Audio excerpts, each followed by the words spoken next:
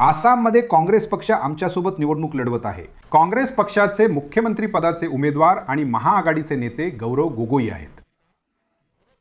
गौरव, ही जी निवडणूक आहे, तुम्ही 2021 ची निवडणूकही लढवली होती. ही निवडणूक किती सोपी आहे, किती कठीण आहे? 2021च्या निवडणुकीपेक्षा खूप वेगळी आहे.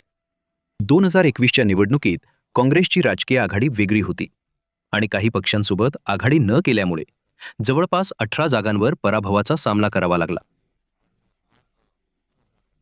यावेळी आम्ही आघाडी वेगळ्या पद्धतीने केली आहे आणि लोकांमध्ये आता 10 वर्षांनंतर एका पर्यायाची आशा आहे आणि सध्याच्या शासनावर बरीच नाराजी आहे.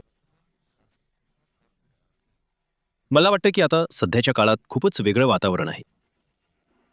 तुम्ही म्हणालात की जागांसाठी तुम्ही आघाडी केली. ही आघाडी व्हायला थोडा उशीर नाही झाला का?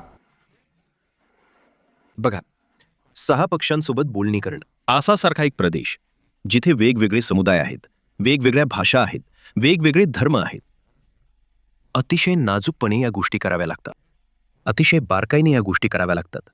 त्यामुळे वेळ लागणं स्वाभाविक आहे. पण मूळ गोष्ट ही आहे की जी आघाडी आम्ही मागच्या विधानसभा निवडणुकीत करू शकलो नाही, ती यावेळी करण्यात आम्ही सक्षम झालो आहोत आणि हीच लोकांची अपेक्षा आहे. या आघाडीमुळे लोकांना धीर मिळाला आहे.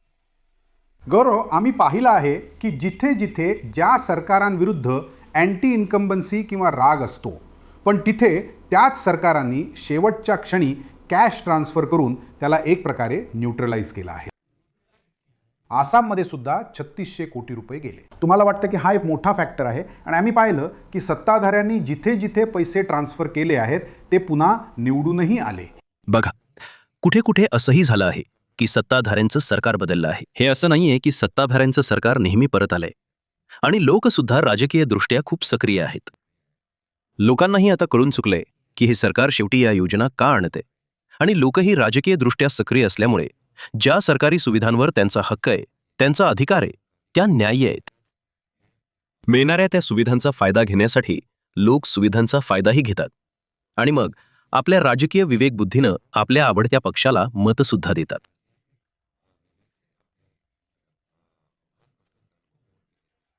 हिमंता बिस्वा शर्मा विरुद्ध गौरव गोगोई. जनता तुम्हाला मत का दे? बघा, हिमंता बिस्वा शर्मा यांना लोकांनी 25 वर्षापासून पाहिलंय की ते कशा प्रकारे एक पक्ष सोडून दुसऱ्या पक्षात जातात, कशा प्रकारे त्यांनी आपली वैयक्तिक संपत्ती आणि मालमत्ता वाढवली आहे, ते कशा प्रकारे भीती आणि धमकीचं राजकारण करतात. मी माझे राजकीय आदर्श माझे स्वर्गीय वडील तरुण गोगोईजी यांच्याकडून शिकलोय, ज्यांना आसामच्या लोकांनी 15 वर्ष मुख्यमंत्री म्हणून पाहिले. तर मला आज आशा आहे की लोक जेव्हा हिमंता बिस्वा शर्मा यांच्या राजकारणाची आणि स्वर्गीय तरुण गोगोईजी यांच्या राजकारणाची तुलना करतात, त्यांनी आता समजून घेतलं आहे, पारखून घेतलं आहे की आम्हाला आसाममध्ये सर्वांच्या सन्मानासाठी, सर्वांच्या स्वाभिमानासाठी आणि आपलं म्हणणं मांडण्यासाठी जे स्वातंत्र्य आम्हाला संविधान देतं, त्यासाठी आम्हाला पुन्हा स्वर्गीय तरुण गोगोईजींच्या आदर्शांचं राजकारण आसाममध्ये हवं आहे. हिमंता बिस्वा शर्मा तुमच्यावर बरेच व्यक्तिगत हल्ले करतात. पाकिस्तान कनेक्शन. काल मी बघत होतो की ते म्हणाले की काय ते पाकिस्तानचे मुख्यमंत्री बनणार. बघा, ही त्यांची दुर्बलता आहे. आता त्यांच्या मनात शंका आहे, त्यांच्या मनात भीती आहे. आम्ही तर सर्वांना संमती देऊ इच्छितो, सर्वांचं भलं होऊ. त्यांच्या मनात शंका आहे, आशंका आहे, बिनबुडाच्या गोष्टी करण्याची त्यांची परंपरा आहे. तर अशाच कारणांमुळे लोकांना वाटतं की मुख्यमंत्र्याच्या पदावर बसणारी व्यक्ती त्यांच्या बोलण्यात वजन असायला हवं, बोलण्यात गांभीर्य असायला हवं आणि म्हणूनच लोक आता त्यांना मुख्यमंत्री पदासाठी योग्य समजत नाहीत. केंद्रीय गृहमंत्री अमित शहाजी म्हणाले की ते आले तर घुसखोरी थांबवतील, पुरावर तोडगा काढतील. 10 वर्षात किती घुसखोरी थांबलीये हे त्यांनी सांगितलं पाहिजे.